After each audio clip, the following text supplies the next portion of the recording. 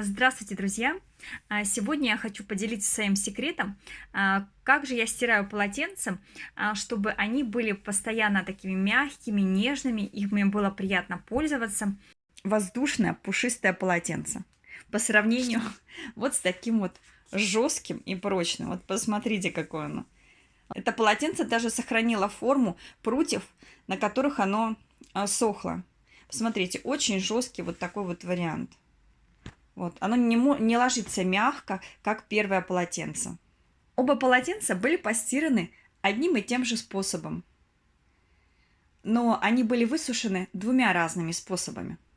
И первое полотенце получилось очень жесткое, а второе полотенце из такого же материала, точно такое же, просто другого цвета. Оно очень мягкое, нежное, и его даже не нужно гладить. И основываясь на моем опыте, могу вам сказать, что как вы их постираете, вообще не имеет значения. Самое главное, как вы высушите полотенце. Сразу скажу, что я полотенце стираю при самой высокой температуре, 95 градусов. Поделюсь опытом. Такая температура очень здорово помогает избавиться от различных пятен на полотенцах, особенно на белом. И также исчезает такой неприятный затхлый запах, который частенько присутствует, если полотенца не очень хорошо просыхают. И в таком случае у меня полотенца всегда чистенькие и очень хорошо пахнут. Но температура стирки, она вообще никак не влияет на мягкость полотенец. Можно стирать и при 95 градусах, можно стирать и при 60 и меньше. То есть это на ваш выбор.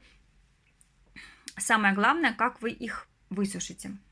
Я постираю два полотенца в машинке и высушу их разными способами.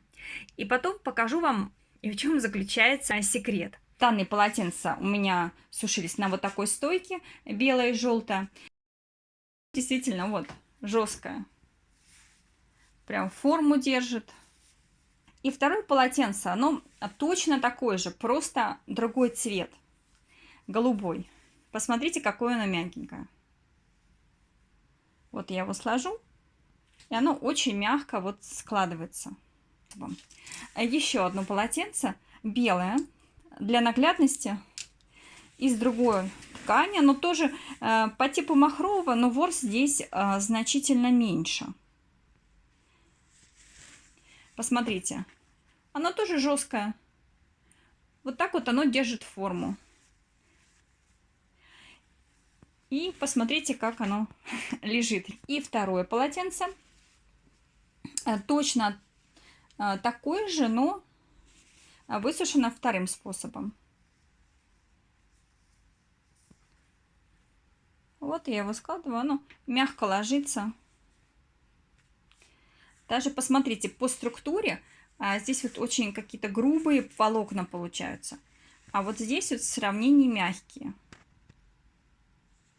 И еще могу сказать, что другие вещи, высушенные вторым способом, они тоже значительно мягче, чем вещи, которые я сушу просто вот так вот на стойке. Я специально для примера взяла еще одну майку. Немножко жестковатая ткань. Конечно, майка это не махровое полотенце, но все же какая-то степень жесткости здесь чувствуется.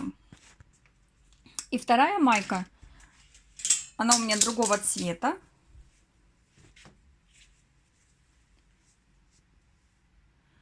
Гораздо мягче. И гораздо приятнее ее одевать. Вы прекрасно знаете, что если даже погладить полотенце вот после обычной сушки, они не становятся сильно мягкими. Они все равно жесткие. Если же вы сушите вторым способом, то все вещи очень мягкие. И порой их не нужно даже гладить. Голубое полотенце, оно без складочек. Я его вообще не гладила. И в чем же заключается второй способ? Он настолько элементарный, что сложно себе представить. Я вещи просто сушу в машинке. И все.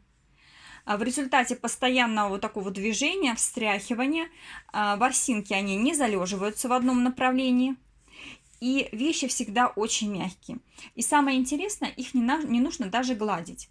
После машинной сушки полотенце, постельное белье, также какие-то майки, футболки, домашние вещи я, как правило, не глажу. Потому что если вы хорошо высушите в машинке, ткань, она мягкая, податливая. И потом, после того, как вы сложите, вы вообще не отличите, была ли вещь поглажена, либо нет.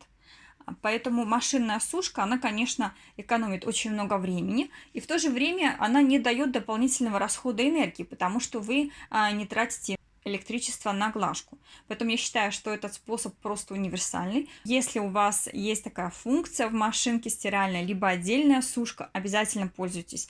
Вот очень выручает. А я с вами на этом прощаюсь. До новых встреч!